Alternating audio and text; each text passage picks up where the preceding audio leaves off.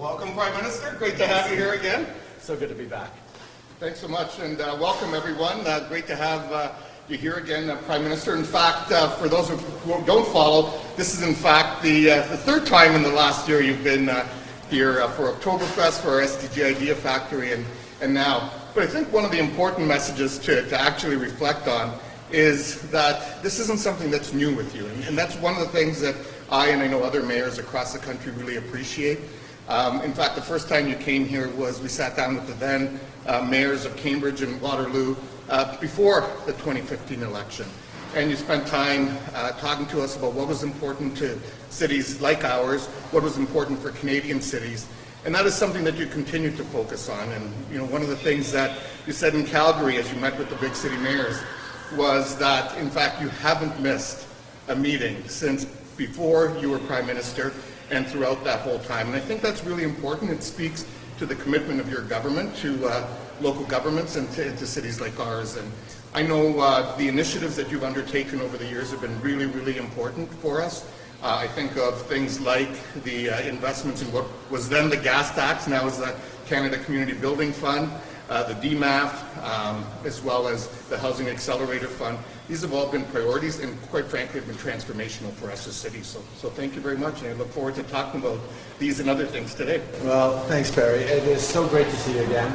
Always lots to talk about. And you mentioned the meetings out west, and it's about meetings, yes, but it's mostly about the partnerships we've been able to build. And your leadership, and specifically, you mentioned the SDG Idea Factory. Your approach on the Sustainable Development Goals that are all about giving everyone around the world an opportunity for everyone has really highlighted your approach to leadership that is all about empowering people, about responding to the needs and building a more ambitious, optimistic future for everyone. And that's exactly what I've been so happy to partner with over the years, whether it's been on investments in fighting climate change and growing the economy, creating great new jobs, especially on housing lately, where we've done huge amounts of work, over $40 million Housing Accelerator Fund investment that is all about unlocking the potential as the region is one of the fastest growing regions in the country. We really need to focus on working together. And that's the really big message that has come through in politics over the past number of years as we're facing all sorts of different challenges, all sorts of different crises.